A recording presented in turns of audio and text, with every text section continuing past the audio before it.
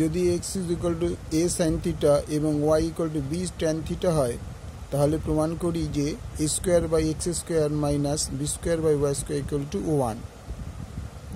তাহলে x = a sin θ এবং y = b tan θ। তাহলে এখন আমি কি করব, দুই দিকে স্কয়ার করে দাও। x এর উপর স্কয়ার a sin θ তার উপর স্কয়ার এবং y এর উপর স্কয়ার b tan θ এর উপরে স্কয়ার। और তাহলে কি দাঁড়ালো, x² = a² sin² θ আর এখানে হলো y² = b² tan² θ। তাহলে কথাটাকে ঘুরিয়ে লিখি আমরা, a² sin² θ = x²। সুতরাং sin² θ = x² / a²। এখানেও তাই, b² tan² θ = y²।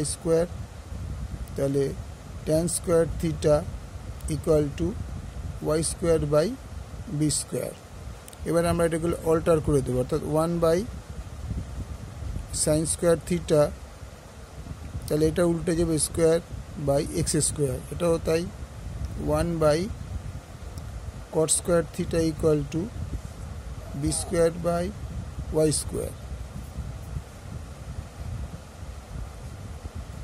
তাহলে a² / x² minus b² / y² = 1/sin² θ minus 1/cot² θ। और আচ্ছা, তাহলে এইবার এটা বদলে লেখা যায় কি, cosec² θ।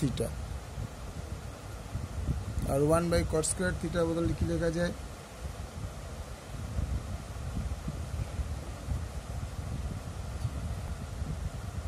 1/ এটা হবে tan²,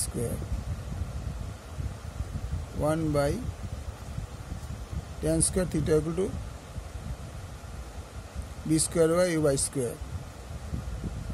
তাহলে এটা হয়ে গেল 1/tan² θ। তাহলে মাইনাস এটা বলে লেখা যায় cot² θ।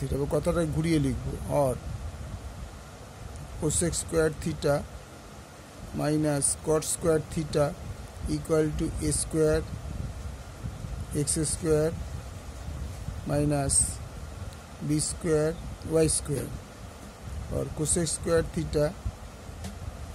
minus cot² θ মানে হচ্ছে cosec² θ minus 1 θ minus 1 = a² / x² minus b² / y²।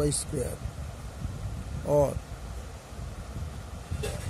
cosec² θ minus cosec² θ plus 1 = a² / x² b² / y²। এটা b²। তাহলে এটা কেটে গেল। তাহলে কথাটা যদি ঘুরিয়ে লিখি, এটা যদি আগে লিখি, a² / x² minus b² / y² = 1। আমাদের তাই প্রমাণ করতে দিয়েছে, এটা প্রুভড। Okay, thank you. পুরোটা অঙ্কটা দেখে নাও একবার।